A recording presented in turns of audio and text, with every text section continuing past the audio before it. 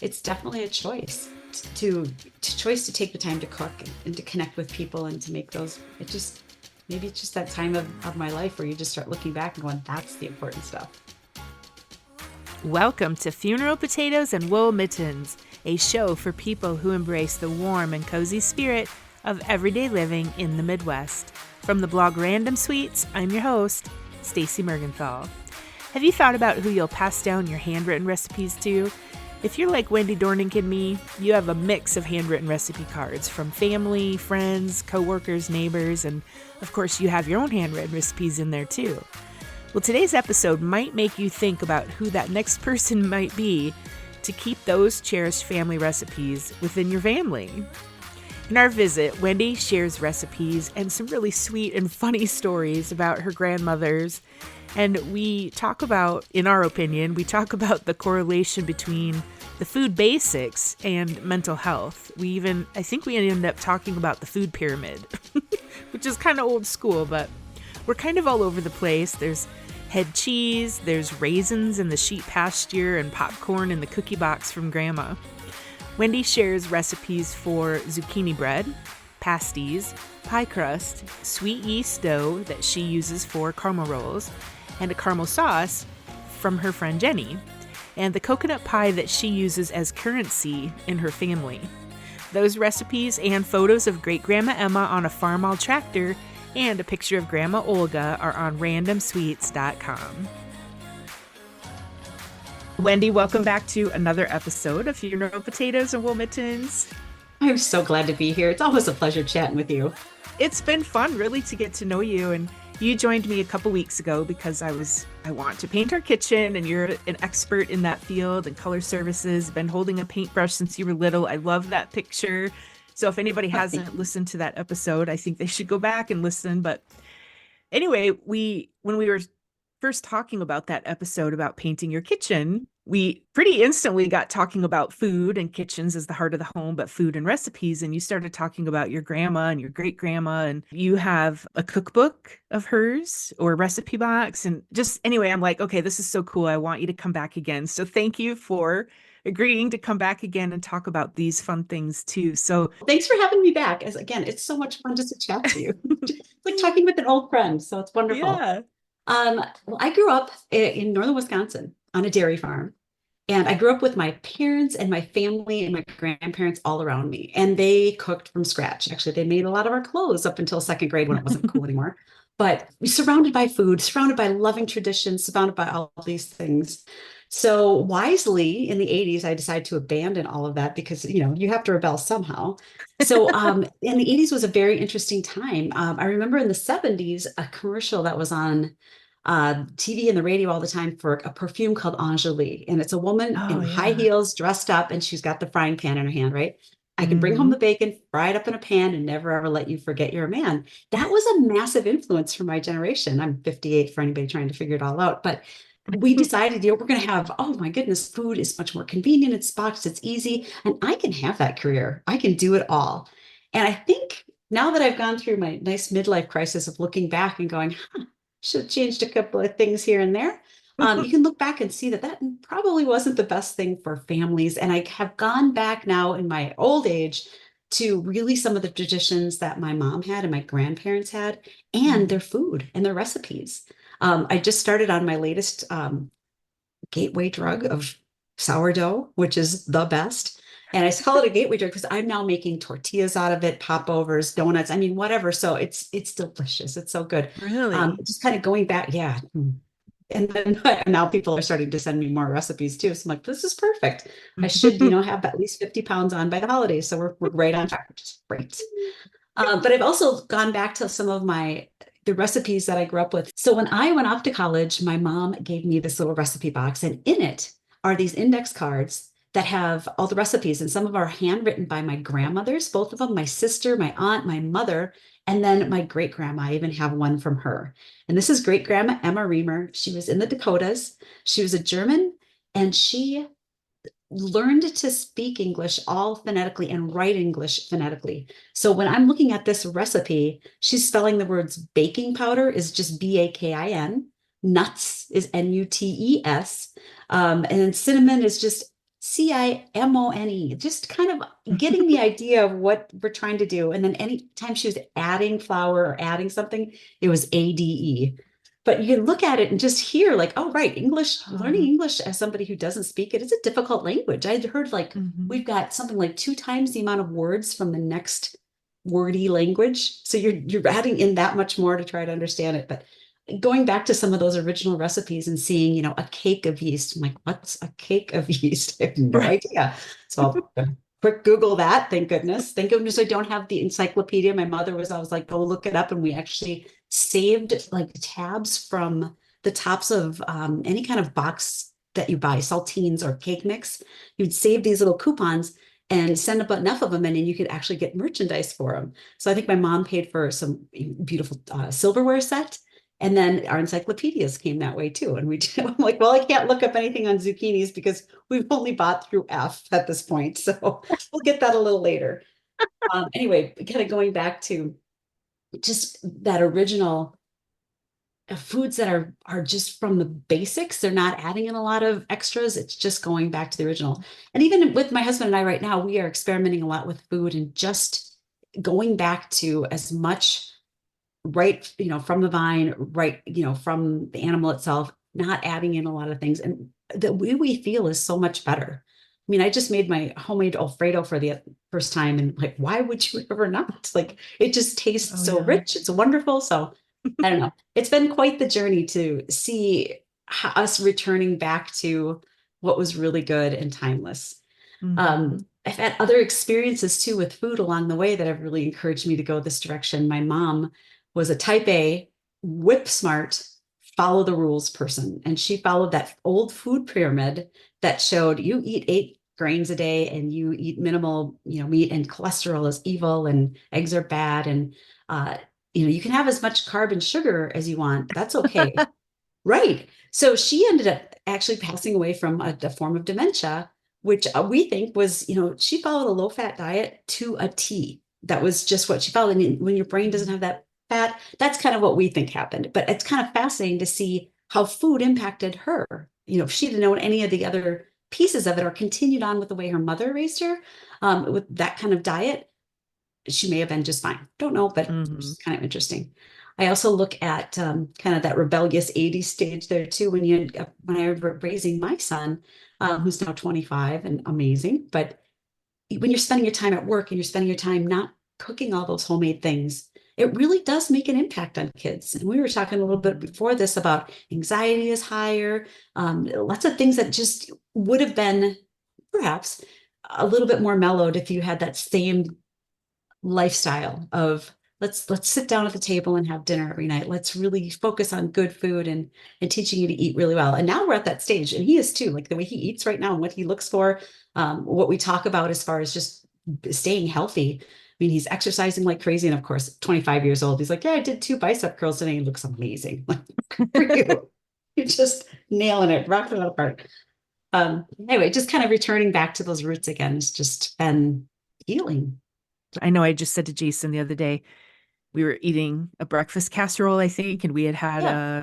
some other casserole a couple days before that or something. And I just said, I cannot wait till we can get the grill out and just starting doing meats, vegetables, potatoes Yes. again. Yep. And I think those things make a big difference, even how we feel. You're right. But we can't go without a good tater tot casserole and call ourselves Midwesterners either. I mean, that's a duh. That's an Or funeral obvious. potatoes, cheesy hash browns, whatever. Yeah. It's just a staple. That's so funny because my husband puts on my grocery list tater tots. I'm like, of course you did. That's, I understand what you'd like. We got it. Moderation, It right? is moderation, right? And it's Yeah. also understanding. I mean, there's so much great information now. And especially in my age, Right. we're starting to learn a lot more about how to handle the change of life and what foods are Mm. changing. You get insulin resistant. I mean, there's so many things that you have to actually, all the rules that I had about how to stay fit. I've always been a workout person. I've always eaten really well. And all those rules change. All of a sudden, you're like, so you look down and you've gained 10 pounds. And it's a common theme, but you start looking back at that food and what, how you have to adjust at every stage of the Mhm. game. So I don't know. Uh, It's been pretty fascinating to look back and and go, grandma had it right. That's amazing. Good thing I rejected it right away. the food pyramid changes as well. So if you look back at Yes. what we had when we were in the 70s, 80s growing Yes. up, what that was compared to what it is now likely is Right. a little bit different as we learn different things about diseases and things that people Right. have and what things are caused by. When we talk about dementia, Alzheimer's, and some Yeah. of that, I don't know a lot. I'm certainly not a medical expert. You've had to go through that personally.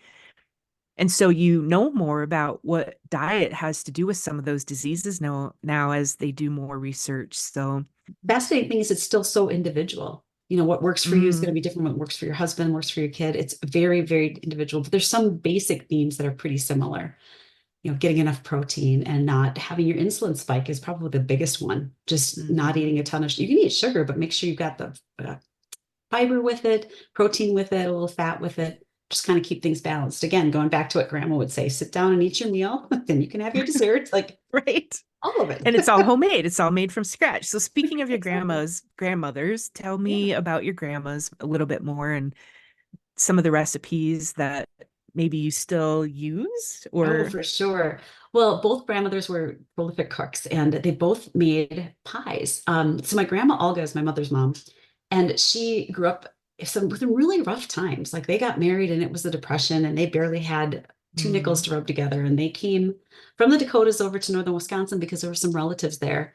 And they had, for one whole winter, they had nothing to eat but canned green beans. She never ate a green bean after that, but oh that's my all they gosh. had. Isn't that crazy? And she had four children at that point. They also had one cow that was outside, and the neighbor came over one day and said, "I'm sorry, but your cow's upside down." So she's like, "That's all we had for the milk." And the way she told her stories was like, you know what? Stuff happens, and you just had to move on from it. And all of us grandkids are listening to these stories going, "How did you even survive?" And she's like, "Well, you just do." Like, that's fortitude. She's also very stoic, Yeah. stoic German. But Hmm. she's got fascinating stories. So they didn't have much money. They moved to this farm. They had enough just to buy this little farm, but all it had on it was a chicken coop. So they revised it to live in it. And her 3-year-old daughter got scarlet fever. So she's in this chicken coop. She had to build a little box in the corner that her daughter stayed in most of the time because they had to have a little bit of separation or isolation from not, I don't know if it's a contagious issue or what it was. And Hmm. she told me that there was a period of several years in her life where she thought she'd never not hear a baby crying because the kids were just, there was always that Oh. noise in her head, which is fascinating. And then my mom came along, which they did tell her was a surprise, and she slept in one of the drawers of the dresser until they were had enough money to actually build their house. She had this fascinating story of walking out in the pasture with a friend of hers, and her three little boys are following behind. And she looks over, and Leonard's eating something, and she's like, "What are you eating?" And he's like, "Raisins." Well, they were in the sheep pasture. I mean, no good, no good. So like just handling things like that. They went through a time where I don't have all the details, but there was a strike going on, and they absolutely had to go to work in order to have food on the table. And so they would cross the Mm. picket line, which really made a big difference in their social standing. But every day that she would work all day long and come home and take care of all these children and raise whatever animals they had at the time, she made homemade bread every day because her husband loved it. And they had Oh, these beautiful little coffee cups that were china, and her husband got to drink his coffee out of this china because it tasted better that way. So they still preserved some of these really important things to them just to make ends meet. My dad's parents grew up at a farm that they were given. So the railroad was giving away land, and they were able to get part of the 40 acres at no cost, and they paid for the rest of it, and they cleared all the land, and it's still being farmed today by my brother, so it's fourth generation, which is pretty cool. But hmm. they just kept moving from generation to generation, and they raised their gardens, had their beef, had their chickens, pigs, everything, and grew it all themselves. And I remember being at grandmother's house, and she's like, "Oh, we've got some head cheese." I'm like, "Cheese sounds good," until I saw her actually boiling the pig head to make the head cheese. I'm like, That's really "Time what it out, grandma. is. That's okay. It sounds good. You go ahead." And I'm just not gonna. Yeah, have you heard of that head cheese? Well, I've heard of it, but I didn't actually know that it really literally came from a It's head. so when you're making cheese, there's some sort of activator to get it to do the gelling, and that comes from boiling this. I probably am not saying exactly right, but I just know that that was part of the process. She's Sure. also a Finlander, so they would have Oh, something called filia, which is essentially like a sourdough starter, but it's a yogurt. that continually they kept feeding and Hmm. eating, and it had no sugar in it or anything. And they'd like, oh, kids, come on, let's have some of this. We're like, are you kidding? We're gonna get some Dannon yogurt. Like this is not what you eat. Why would you have something that's healthy with enzymes and cultures that really helps gut health and bacteria? Why would you do that when I could just go with some processed sugar? With a lot of We sugar, were, right? yeah, and luckily we rarely got that. We grew up, like I said, on a dairy farm. We had whole milk. We had things that were just so good for you that you just don't realize it until you look at some of the things that are going on with your kids, and you're like, wow, I had a Mm. great start. I had all of this incredible food. Um, my dad's grandmother was a spinster, quote unquote, when she got married. She was all of 28. So whew, thank goodness I finally got married. Finally got Um, hitched to somebody Finally, at oh that my age. goodness. Right. But she always made pasties, which are very much an upper Mm. Michigan kind of a thing, and upper Wisconsin, or yeah, all the Finlanders. So we grew up with just any kind of variation of that, which really the variation there is really, are you gonna maybe put the carrots in there? Or are you just gonna do the potatoes and the hamburger? I know there's all this pizza flavored ones and Oh yeah. sauerkraut and everything, but it's just hamburger potatoes, maybe some carrots, maybe some onions. And if you're going to be really, really out there, throw some salt and pepper, but don't go crazy. So for people that don't know what a pasty is, I've talked about them once before, maybe because so there's a place out in the Black Hills of South Dakota, King's Pasties, that makes some Ooh, amazing pasties. And they sell, I think, wholesale, but also there's a coffee shop, Harriet and Oak, in downtown Rapid City, and ooh, that company owns a few different coffee shops. Anyway, they sell those pasties there. And so if I'm ever out in the Black Hills, I make sure that I get to Harriet and Oak and buy one of the King's breakfast pasties. oh, so And good. but for people who don't know, tell us what pasties are. I see there's a culture of them in a section out in Wisconsin. So Okay, depending on where people have come to be miners or whatever people were right, coming here for. right. It was the iron ore mines. It was the logging too. For my grandpa, it was the loggers that would do it. So it's essentially a calzone, but just a Finlander version. So it's going to have Mhm. ground beef in it, some cubed potatoes, some cubed carrots, some onion, salt, and pepper. And then it's just this big pasty that people eat with ketchup, or I should say, you have ketchup, like a mound of it, and then your pasty kind of is around there. It's kind of like how I eat butter with sourdough, huge bit Sure. of butter, just a little sourdough. But it's famous for, they would use them as travel things. Basically, it's a Mhm. sandwich. They're just eating them on the go. But now they've got up in Upper Michigan, they've got a bunch of different variations, pizza flavor and the sourdough, Mm. sauerkraut, like I mentioned, just kind of fun things. But it's a very, and you talk to any Finlander, if you're not talking to them about their sauna, then you can talk to them about their pasties. Good too. They sort of look like an empanada, is what I feel like, but they're Oh yeah, huge. Usually they're pretty big because it's a whole meal. it is. Do you have a family recipe for that? I do. I will absolutely Okay. share that. Yep. And that was a lot of them were made with lard too. And now you start looking into the benefits of lard. I mean, that was a four-letter word growing up. Like, no, no, we want the butter. But Mm. now you look at the health benefits of that. I mean, they're making great skin creams out of it. It's like that. Wow, coming around to that. I remember my mom said she used baking soda to brush her teeth. I'm like, Oh, yeah. well, now I'm going back to that because it all goes back around. Like, you don't need all this fancy stuff. It's just simple.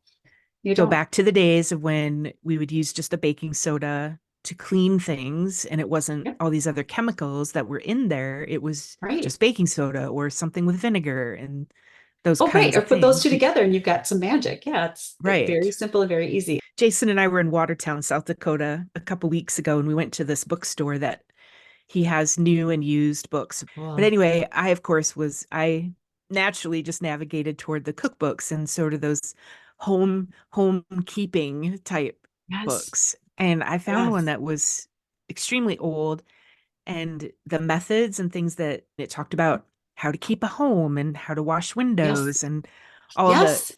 chemical free type things. Very interesting. And you wonder, it might Right. be cheaper to go back to do that. Well, for sure.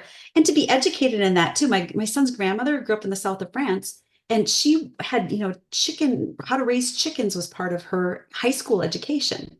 What to plant next Oh, to your garlic or whatever you plant next to your broccoli to keep the bugs away. Like they have all this knowledge. It's all just that was a normal part of what they did. And she, oh my goodness, she was an amazing cook, which is kind of okay. So my son inherited all of her taste, and I'm a Midwest casserole girl, but I can make any dessert. I can help you gain weight in 5 minutes. So he's got this, refined taste, and I'd come out with this goulash. Like, well, my grandmother could do this. I'm like, your grandmother is amazing. She can take three ingredients and you have no idea that that could taste that good.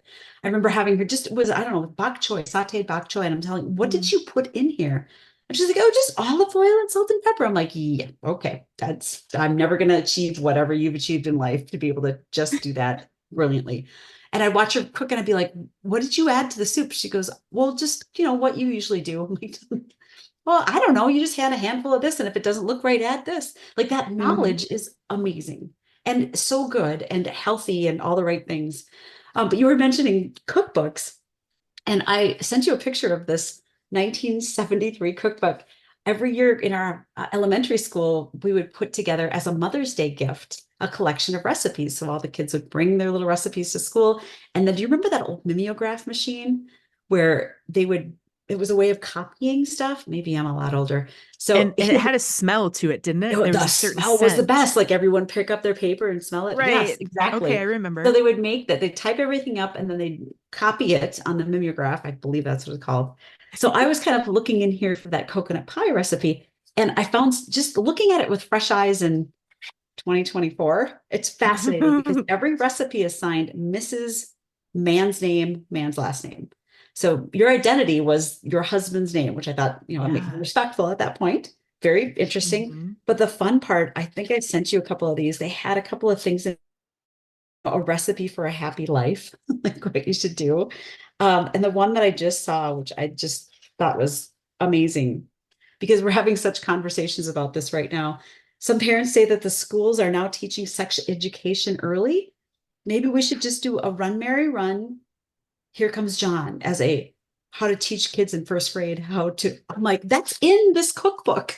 It's like it's kind of fascinating. Like some of the, I'm also listening to a story about Alexander Hamilton's wife, and the way they're talking about politics is exactly the way we're talking about politics now. And it just reminds me like nothing really changes. We all have the same Mhm. concerns. We all think the next generation is not bright. We all think that our ideas are exactly what's right. And then we're all thinking about these things throughout generations. It's just it Mhm. brings a peace in a way. It just is what it's supposed to be. It's not crazy. But I don't know. I Right. thought it's pretty To fascinating. think that our great grandparents or great great grandparents also thought, oh my gosh, this world is just going to hell. Yes, they did, and they talked about it a lot. And I think it Yeah. just becomes that age, right? You're all of a sudden like, oh, I guess it's time for me to start talking about this now. Be concerned Right. about it. Look at them. Yeah. I find myself, I'm a big workout girl and I go to the gym and there's a lot of younger people there. So I find myself, first of all, with movie references that are totally gone over their head, Mm.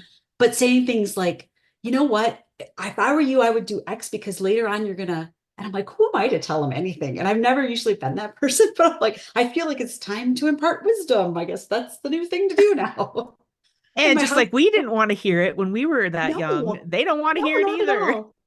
And they just kind of give you that polite smile, like, oh my gosh, I'm there. This is terrible. Right. This old Never lady mind, was carry so on. You just do what you're going to do because you're going to listen just as well as I did. And there you go. I like that idea of teaching the gardening type classes in Yes. school because Yeah. I would like to take one of those classes now. Absolutely. What to Yeah. plant by what and Right. keeping whatever flowers help keep the bugs off or mosquitoes away or just all that kind of thing would be Right. pretty helpful. And they don't teach hardly any of that. I mean, I think if you're in maybe FFA or some ag type classes, which most likely they offer Mhm. in some of the Midwestern schools here, but Right. otherwise, even in 4-H home was a ec, big we, one for that. oh, sure, 4-H, yep. Exactly. Home ec, I don't even know what they teach anymore. I learned how to make a sweatshirt and crack an egg. Yep. That got a pillowcase was awesome. My sweatshirt was long and crooked. I just remember that it was not a Perfect. straight hem. It's okay. That was what was fashionable then, so we're fine. Definitely. It was an angle, right? I love it. So you have Grandma Olga, right? And Mhm. that was your mom's mom. Yeah. And you had mentioned earlier when we were talking prior to this about, is it great grandma Emma? Is Great that grandma Emma's her mother. Yep. so? That was Olga's mom. Yep. right? Yep. And I sent you a little picture of her on the old farm all tractor when she was quite Yes. old. She's Yeah. fascinating. And I found a book of this, like my grandmother's, okay, Emma's husband drowned while I was fishing. And I found like a Mhm. memorial book of all of it. And I found a letter from my grandmother to her mom. And it was just talking about how the Oh. Christmas went. One had sent fabric to somebody to make a dress. She had sent him wool socks so that he could be a little bit warmer when he's ice fishing. Like just that really warm conversation Mm. back and forth. And I found like she called them Pa and Ma. Um, she was deeply connected to them, even though they were apart. I just thought that was kind of Mhm. fascinating, just staying that close. That's But another what were thing you going too to that ask before I interrupted, which I'm really I good at? have I have no idea, but that that leads me to Perfect. something else, which is the whole letter writing, Yes, which I would gladly bring back because I love mailing real mail in the mail, getting a note absolutely. and mhm. Yep. And in Christmas cards, handwriting a note for Christmas cards, like it means something so different too, if that's what you practice. I mean, just something that's, you know, beautiful. I mail throughout the year too, Mhm. especially to my kids. I just think there's something about that for them to we can text each other, FaceTime, but when they get home from work or things like that, I just like to have a nice little note for them in the mailbox. That's wonderful because that handwriting is all the love. Like who Mm, you are and how you've written it makes all that difference. All of my mhm. recipes, my mom has written on there. Jim loves her dad or your husband loves this one. Or I would just Oh, do brownies instead because this is too sweet. Like every recipe has a comment on it. Like you can hear her saying it. You can feel it. I can sure. sure your kids feel that love of just, wow, that's my mom's writing. She cared enough to put something there. Um, And I mean, when I was in college, my both grandmas would send me care packages and it would have just hmm. a little note on there. And one grandma packed all of the cookies in popcorn. So everything tasted like popcorn, but it was still Uh, awesome to have. And the other one just, they'd arrive, they'd be broken. Who cares? It was so delicious. But to have that yeah. love and that connection and yeah, that little note, keep on keeping on. Like, okay, we can do this. And having the time to do it too, taking the time to do it. It's definitely a choice Mhm. to choice to take the time to cook and to connect with people and to make those. It just maybe it's just that time of my life where you just start looking back and going, that's the important stuff. Speaking of things that take time and the classics from bygone days, you have some pie crust that you want to talk about. Oh my goodness. So they would make that pie crust with lard that was just perfect, just the right. And I've been using that quite a bit to make pies. And my husband's just like, so just make the crust. That'd be great. And then just the rest, we'll just put chocolate pudding in the rest, but the crust is the thing that's like the bring it together. Yeah, Oh, that was my favorite. I also learned to do all the canning with my grandmother. Learned little tricks like adding a little bit of butter when the jelly is boiling, we'll take the foam down. I hmm. still have her jar filler. I have her measuring spoons, and I actually have her like salt and pepper shakers. They're goofy because they kind of every time you set them down, they kind of leak a little bit. And I'm like, I'm still keeping up because they're just remind me of her. I have a bowl that I cook with that I got in 4-H for a kitchen project award that I got when I was in maybe 10th grade. I still use that stainless bowl and I know who Hmm. gave it to me and I remember the day. I mean, those things that you continually use like that, oh, just fascinating. So yeah, I use the pie crust recipe all the time. I do a lot of her canning stuff I use and just kind of like she didn't follow recipes, she just knew. So I just kind of I have that same gauge, like dilly beans are another one our family will coconut pie and dilly beans I can use as currency in my home right now. Any of my brothers and sisters, I will be no problem. But that, how full that jar goes. And you think maybe you can Hmm. have that bean stick up a little, don't because it won't seal and all of those little parts that go with it. What do you can or preserve? I do dill beans, pickles, lots of jams and jellies, but mostly just Mm, like you kind of have narrowed it down to strawberry jam is the one that gets eaten the most. So yeah. that's awesome. I will start doing a lot more. Right now, my husband and I have been in a period of our life where we flip houses. So I work and then work together in the houses. So I haven't done a ton of it, but we're coming Hmm. up on this point where we want our permanent house. And I have the garden planned and I have all of that planned. Oh. So I will can a lot of meat because I mean, it's an awesome thing you can can just about anything and have it last through anything that happens, right? If you don't have any Hmm. power for a while or we all grew up, well, I shouldn't say it. I grew up with a freezer full of meat. It was just, you just went out there and got whatever you wanted. It was just part of growing up on a farm. Having it not have to be frozen or not refrigerated and still have it available is kind of a big deal, I think, for Yeah. some people. So bad. I checked out one of the a little bit older, maybe 2000, I don't know if it's a 2007 or 10, I don't know, but Ball Canning, of course, puts out books Yes, all the time about preserving. And yes, I said to Jason, I can make my own ketchup. There's a yes. recipe in there for ketchup. And I'm like, there's not as much sugar in there. I mean, there is some sugar, but not as Great. much as when you buy on the shelf.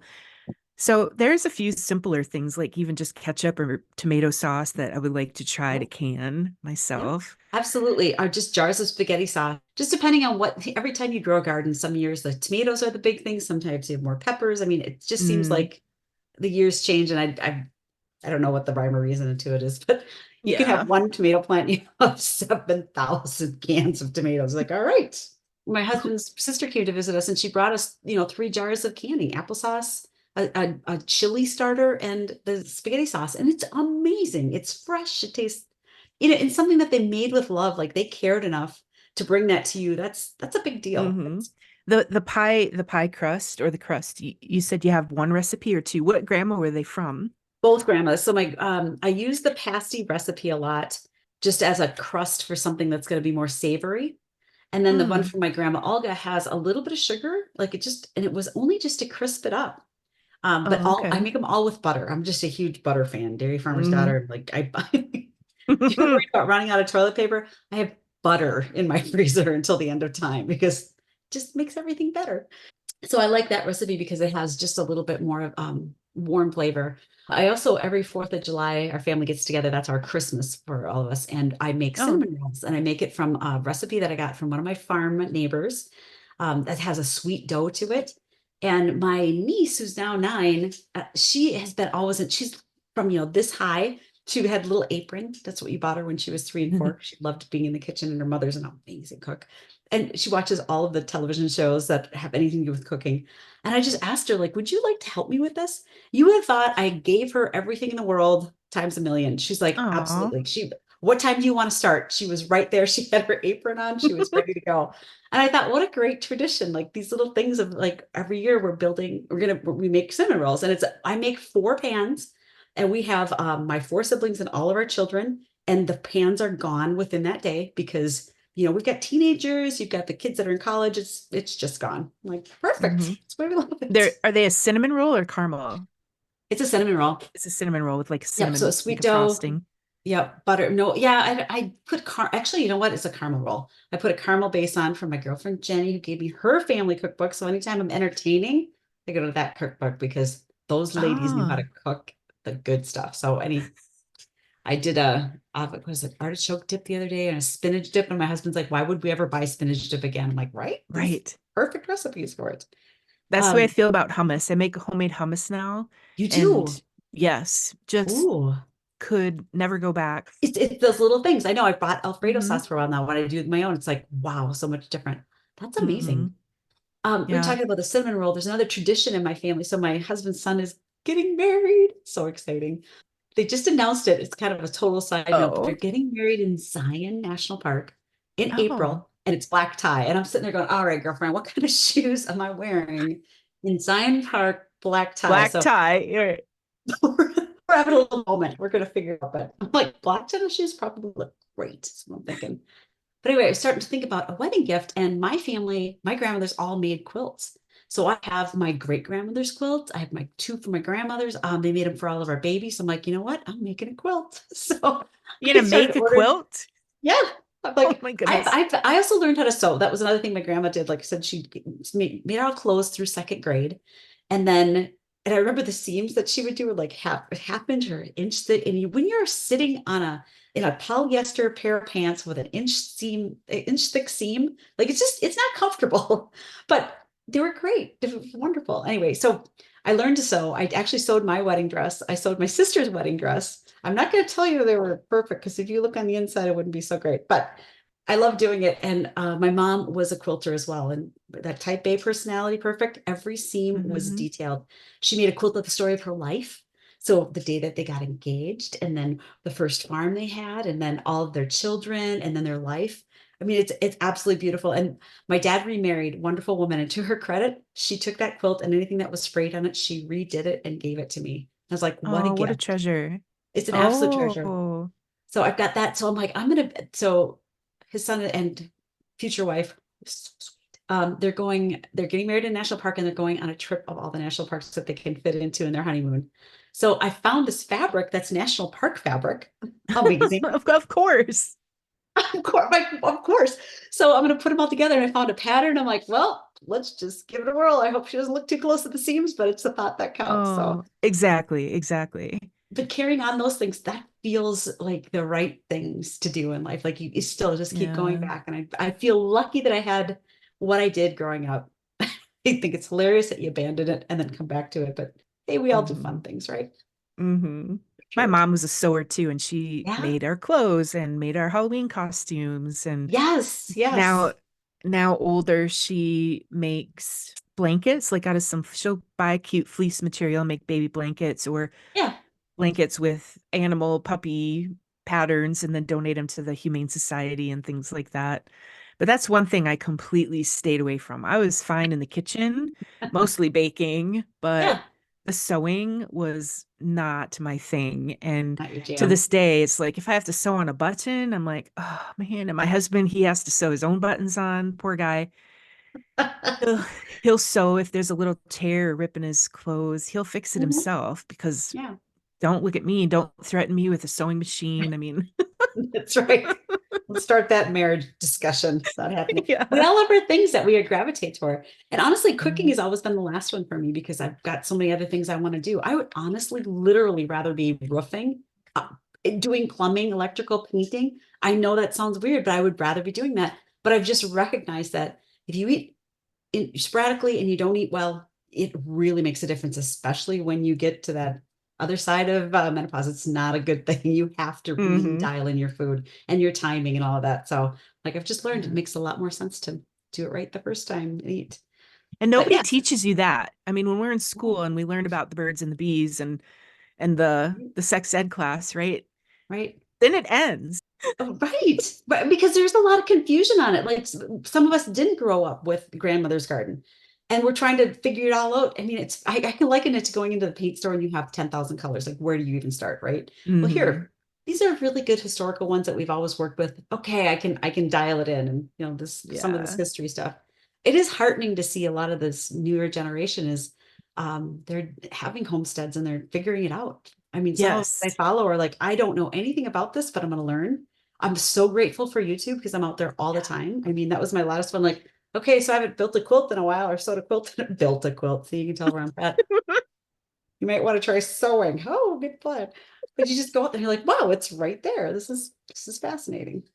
Yeah. So they're learning a lot of that too. And fresh eggs and We just have to hope that these, like you said, the younger generation is going to kind of bring back some of these, making honey and their mhm. gardens Yeah. and Well, my brother's part of an actual co-op. So he raises beef on the dairy farm. That's a heritage breed from England called Devon.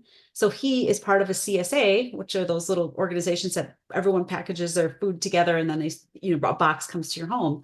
So he's hmm done trades with people that make the honey and the jams and then the vegetable gardens as well. And there's a big group, and some of that whole milk is part of that group. There's always been a controversy about that, but I know that group couldn't do it. Cheeses and the good goat cheese. But when you have that good homemade, there's nothing like it. It's so different. exactly. And now I'm excited to go try my own homemade hummus now that you inspired me to do that. That sounds so good. Yeah, it's so easy, and you can add all your different flavors that you like, or if you don't like something to keep out. But Yeah. my biggest thing is the very first time I made it, it wasn't as good as store-bought because it was gritty. I'm like, why isn't it smooth? So Yeah. Google it and figure it out. And if you remove the skins, then it makes it much smoother. Is this from the cashews? Nope, The sorry, on the almonds? chickpeas. Yeah, on Chickpeas. chickpeas, Oh, sorry. okay. It tells you how much I know about hummus. And there was another way I read. People were like, oh, if you boil it with some baking soda, the skins will just fall off. Right. Well, they kind of did, but they still fall off with the chickpeas, and you still have to figure out how to Separate them. separate it. Right. Right? And there's some grandma rolling in her grave right now, laughing, going, honey, I was doing that in my sleep, and all I had was this old thing that I shook it, and everything Right. was fine, you know? Everything worked. Yeah. But no, so I just open the can and I will just sit there with my fingers and pop the skin off, pop the skin off. Every Oh, single one takes about 15 minutes for a can of yeah. chickpeas, but it makes all the difference in the world and makes it extra, extra creamy. Well, I'm so So glad you that's told my me one that. trick. Hmm. I will do that. When you looked at that 1973 cookbook, did Yeah. you see any ingredients or anything in there that you're like, oh my gosh, I don't even know what Ooh, that is? Or I should take a look here and see.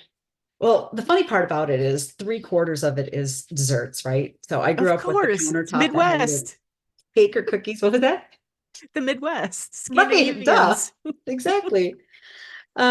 Shortening. Shortening was always a big thing. When Crisco came out, that was just branded as the cool thing. And they had butter flavored Crisco, so that was in there.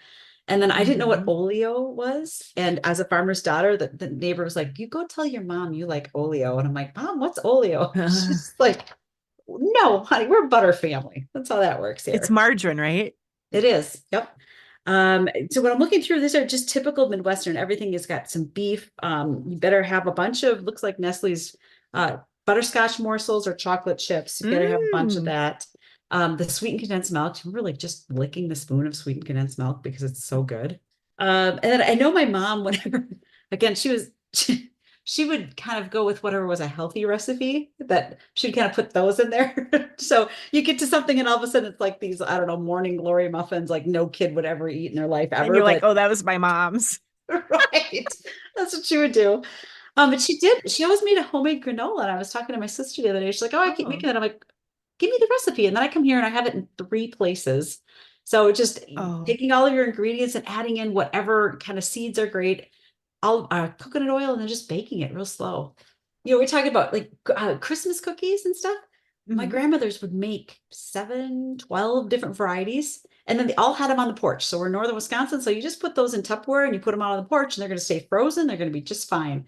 But I still Yep. go back to those recipes now, and they're you think of your grandparents, you think of those times. Like it's crazy how much it Hmm. brings up the memories, and they're probably not that healthy for you, but darn, they were tasty.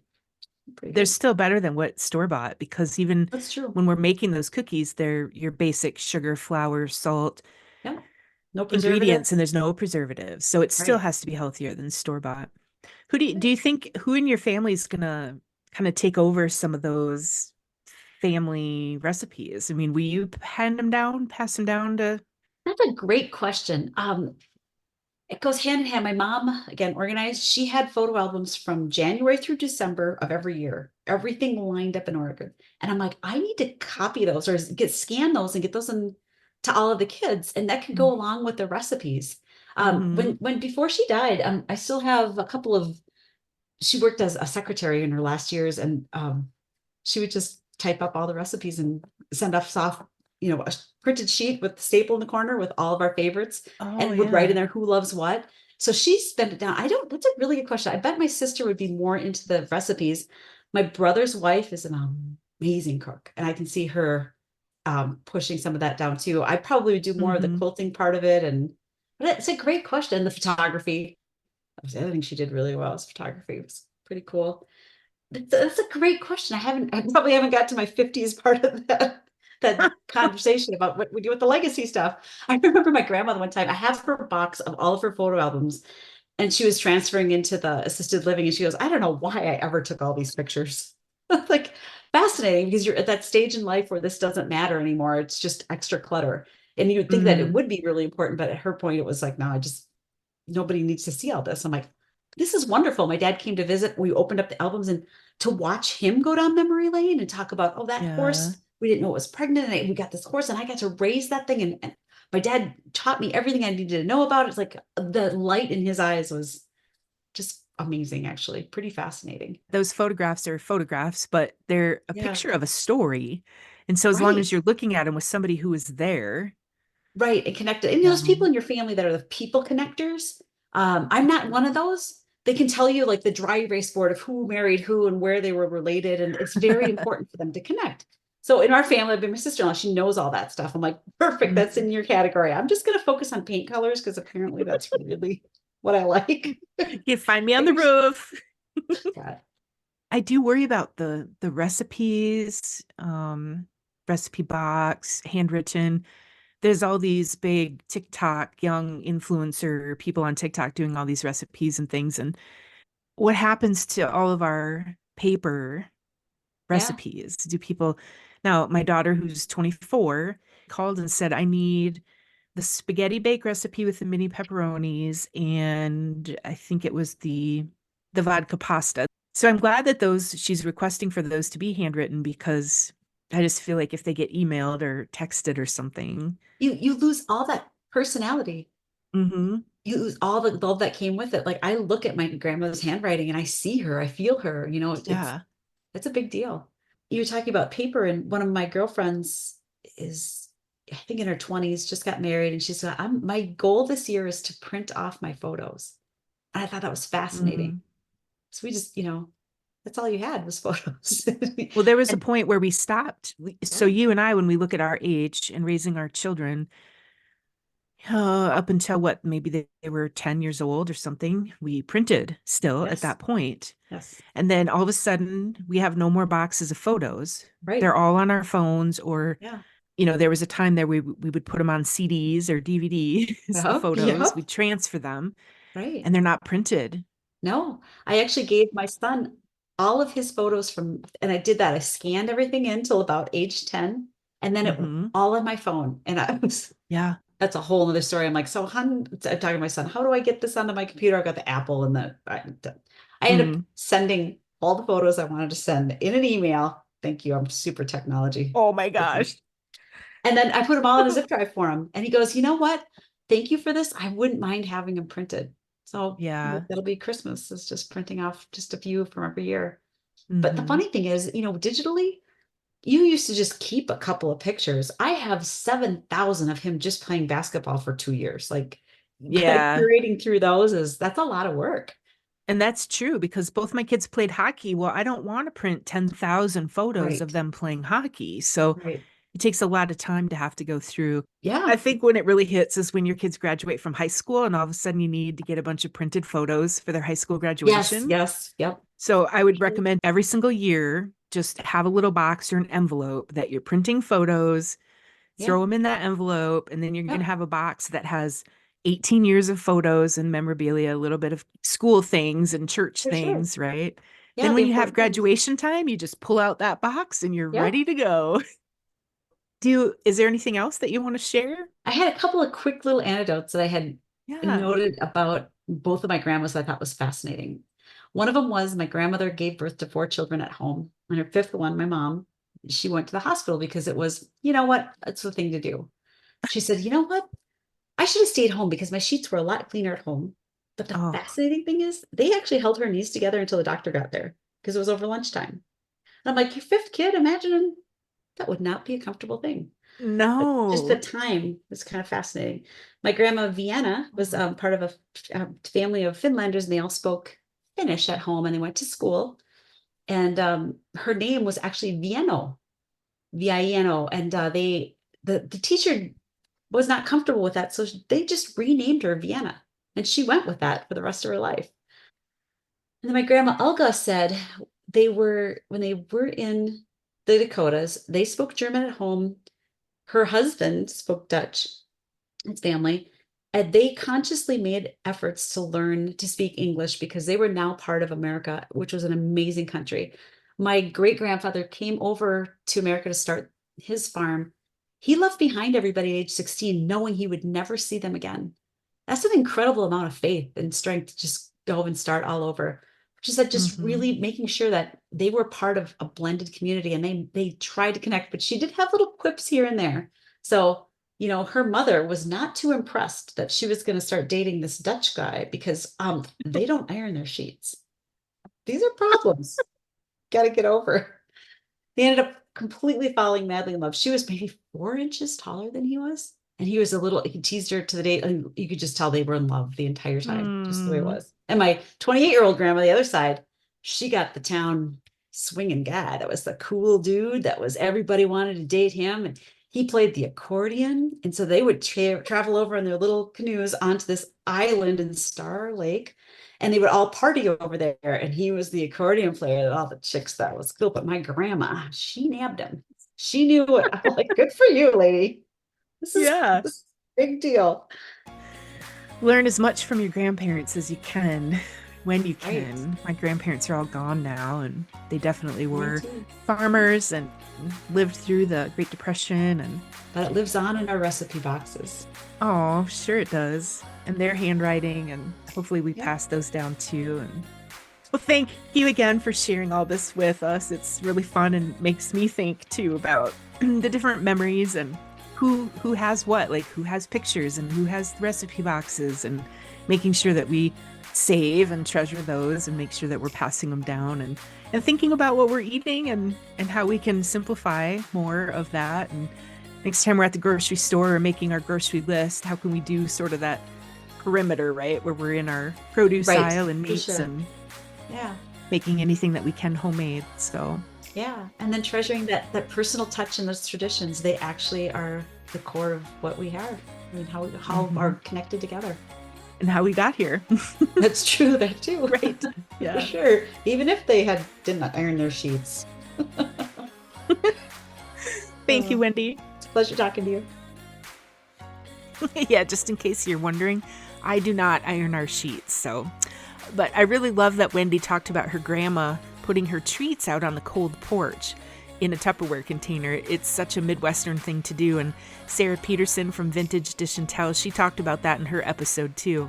And Liz Murphy, she recalled her grandma making extra treats and putting them in a green Tupperware container in the freezer in the basement. So it's just fun that we remember those things about our families. I know I'd talked to my mom about in the house she used to live in, she would make all these Christmas treats and then put them on the stairway up to the attic because that was the cold place where she could store those. So, and you know what? We could probably have an entire episode about TV dinners and TV trays and Lawrence Welk. Well, thanks for pressing play today. If you haven't already, please give this podcast a thumbs up or a bunch of stars in whatever app that you're using.